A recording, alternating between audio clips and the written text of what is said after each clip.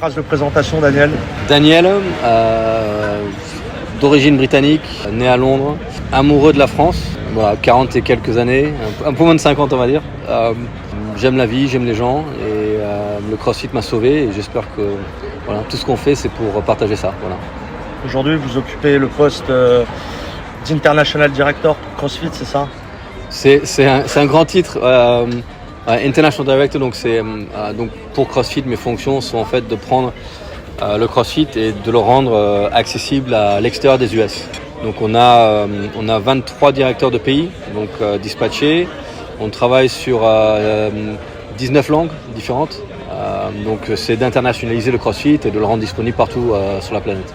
Et donc vous gérez tous les bureaux country et region. Voilà.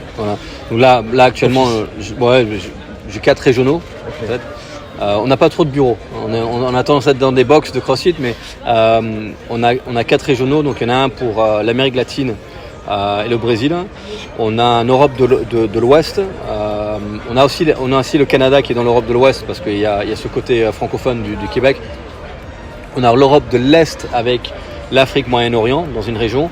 Et ensuite, on a tout ce qui est Océania, donc l'Australie, Nouvelle-Zélande, les îles, plus l'Asie. Donc voilà les 4 régions avec lesquelles je travaille. Et vous êtes en plus de ça le créateur du French Throwdown qui fête sa 10e édition cette année. 10e édition et 12e année. Et je fête surtout le fait d'y arriver parce que je pense que chaque année où on entreprend le French, on se demande si ça va être la dernière édition parce qu'il y a toujours des risques associés, des risques financiers. Voilà. Il y a beaucoup de pièces et de sable mouvant et de pièges à organiser un événement comme ça. Et d'être arrivé à la 10e édition, c'est super. On a l'impression d'avoir fait un champ de mine et d'être presque à l'autre bout du champ de mine. Voilà. Mais ça, c'est une compétition qui s'est imposée comme la compétition majeure en France et une des compétitions majeures en Europe qui rassemble des athlètes worldwide, internationaux. On a beaucoup de chance. Le French est devenu un gros événement. Donc on a 6000 participants au qualif.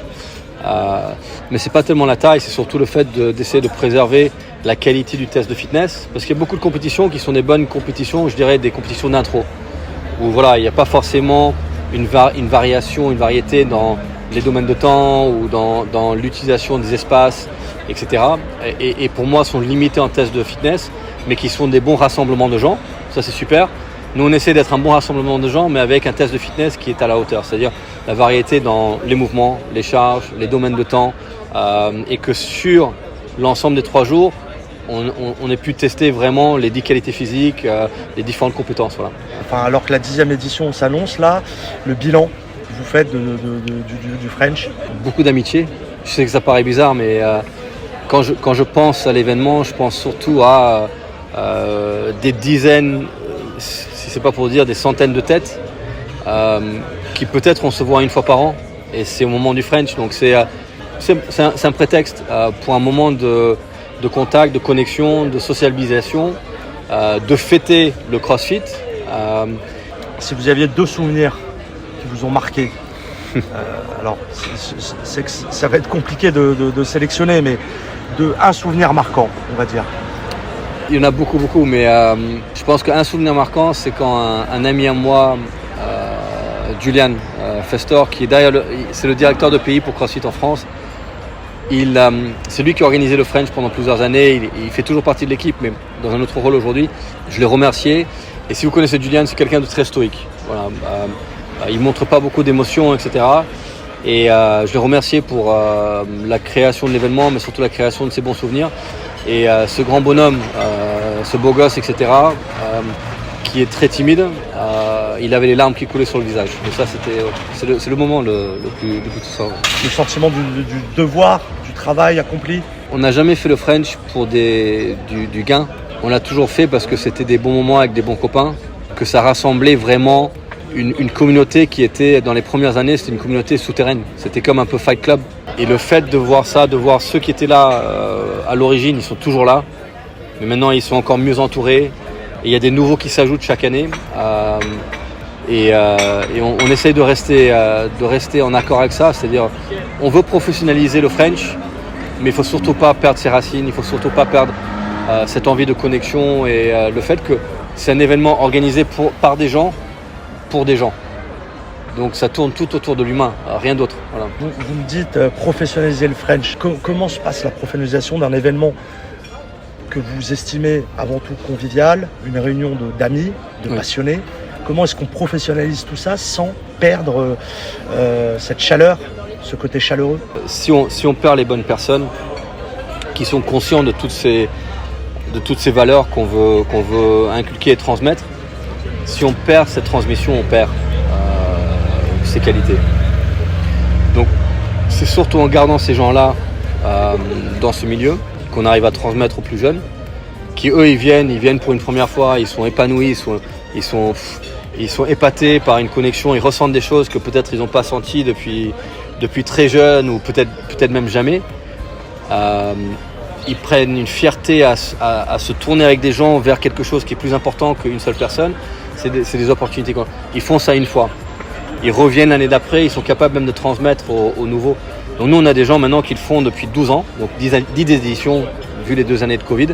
Donc ça, c'est important, c'est que toujours ces anciens soient toujours présents. Maintenant, la professionnalisation, ça veut dire quoi? Ça veut dire aussi on peut augmenter, on peut encore élever le French sur une échelle qu'on n'a pas fait encore. Mais le plus gros l'événement devient, le plus c'est probable ou possible qu'on attire l'attention d'une télévision nationale ou quelque chose comme ça. Et donc après, ça fait un sursaut. Et ça nous donne encore des moyens pour prendre soin des gens, pour faire quelque chose de beau, de bien.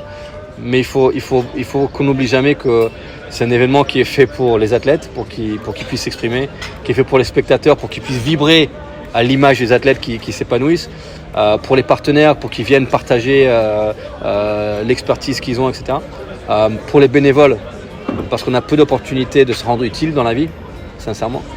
Donc il ne faut pas qu'on oublie la raison pour le French. C'est pas l'argent, c'est pas la célébrité, c'est pas tout ça. C'est vraiment quelque chose fait par des gens pour des gens. Donc non, c'est une aventure humaine. Voilà. Alors c'est mon interprétation, mais c'est aussi peut-être rendre à la communauté du CrossFit ou au CrossFit ce qui vous a apporté. La première chose que vous m'avez dit quand on s'est vu, c'est le CrossFit m'a sauvé. Oui. L'image du sport, du CrossFit, attire l'œil parce que c'est beau à voir, c'est esthétique. Et parfois, le critique du sport, ça donne une image du CrossFit étant inaccessible. Parce qu'on voit ces gens qui sont extraordinaires, ils ont des performances qui sont surhumaines. Et ça peut en fait ne pas parler aux personnes du quotidien. Donc il faut qu'on utilise le CrossFit et on utilise le French pour attirer l'œil, mais que le discours sur les lives, le discours c'est le 1% des crossfitters, mais que tout ce que vous voyez là est accessible à tout le monde dans une bonne box, avec du bon coaching, avec du bon enseignement, avec du threshold training, avec des progressions dans l'enseignement, avec un coach qui sait voir et corriger. Et donc ça, c'est les messages qu'on doit avoir toujours en parallèle du sport. On essaie de l'avoir au French. Si on fait ça, on peut partager le CrossFit avec des gens qui n'ont jamais pensé être capables de faire de la préparation physique générale. C'est pour tout le monde. Tout le monde qui a besoin de ramasser son enfant, tout le monde qui a envie de jouer avec son fils. Moi, je vais avoir 50 ans cette année. Le CrossFit m'a sauvé. Sincèrement, je suis en meilleure forme à presque 50 ans que je ne l'étais à 30. Ce qui est enseigné dans les facs, dans les écoles, etc. est tellement dépassé. Cette vision de, ok, t'es jeune, donc c'est bon, t'as 18 ans, t'es en forme, 20 ans, si tu fais les choses bien, t'es toujours en forme, tu pratiques du sport à la fac ou un truc comme ça. Après, t'as un job, tu bouges un peu moins. Tu te mets en relation, tu bouges un peu moins. T'achètes une maison, t'as des responsabilités, t'as un enfant, et à 30 ans, tu prends un peu de poids. À 40 ans, tu vas voir le médecin parce que t'as des pépins. Et à 50 ans, tu développes des pathologies qui ont besoin d'être médicalisées. Et après 60 ans, en fait, c'est pente vers la décrépitude et puis ensuite la mort. C'est ça la vision qu'on nous donne quand on est enfant. Mais en fait, la vie n'a pas besoin d'être ça. Et quand je dis le CrossFit m'a sauvé, j'ai 50 ans, mais je sais qu'en fait, j'ai mes meilleures années devant moi. Parce que si on arrive à créer ces habitudes, à changer les habitudes des gens, ils peuvent mieux bouger à 60 ans qu'ils n'ont fait à 40. J'ai envie de partager ça avec les gens. Parce que moi, j'ai eu l'opportunité d'avoir 2 personnes qui m'ont permis de le découvrir. Et pour moi, le French, c'est un véhicule pour ça.